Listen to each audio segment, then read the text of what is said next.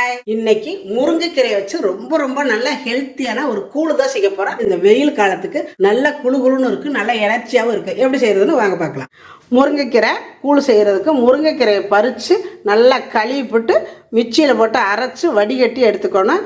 ராய் உங்ககிட்ட மாவு இருந்துச்சுன்னா நீங்கள் சேர்த்துக்கோங்க. என்கிட்ட முழு ராய் இருந்ததுனால நான் அரைச்சி எடுத்துக்கிட்டேன். முருங்கைக்கீரையை நல்லா வடிகட்டி எந்த அளவுக்கு உங்களுக்கு மாவு வச்சுருக்கீங்க அந்த அளவுக்கு தண்ணி சேர்த்து நல்லா வடிகட்டி புழிஞ்சு அதை நல்லா கொதிக்க வச்சுருங்க. கொஞ்சம் போல் உப்பும் போட்டுருங்க. நல்லா கொதிக்க வச்சுட்டு நம்ம அரைச்சி வச்சுருக்கிற ராய் மாவை தண்ணி ஊற்றி கலக்கி அதில் ஊற்றி கிண்டுனிங்கன்னா நல்லா வெந்துடும். இறக்க போயில கொஞ்சமாக பெருங்காய பொடி இருந்தால் போட்டுக்கோங்க. நான் பெருங்காய கட்டியை கலக்கி தண்ணியாக ஊற்றிருக்கிறேன். கிண்டி இறக்கி வச்சு நல்லா ஆற விட்டு பசுமாட்டு தயிர் ஊற்றி நல்லா கலக்கி உங்களுக்கு எந்த அளவுக்கு கெட்டி வேணுமோ அந்த அளவுக்கு கலக்கிக்கோங்க. அதுக்கு தொட்டுக்கிறதுக்கு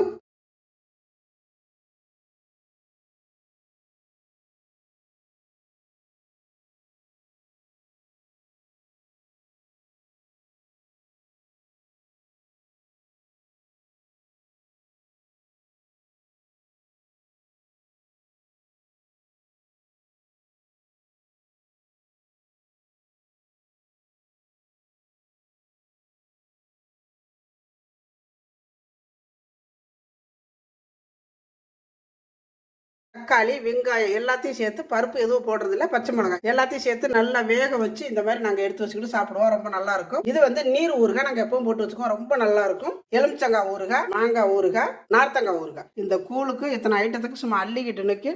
இந்த மாதிரி எல்லாம் நீங்கள் குழந்தைகளுக்கு செஞ்சு கொடுங்க. ரொம்ப ஹெல்த்தியாகவும் இருக்கும், நல்லது. கீரை சாப்பிடாதவங்களுக்கு இந்த மாதிரி செஞ்சு கொடுங்க. செஞ்சு பார்த்துட்டு எப்படி இருக்குன்னு சொல்லுங்கள். டாடா பாய்.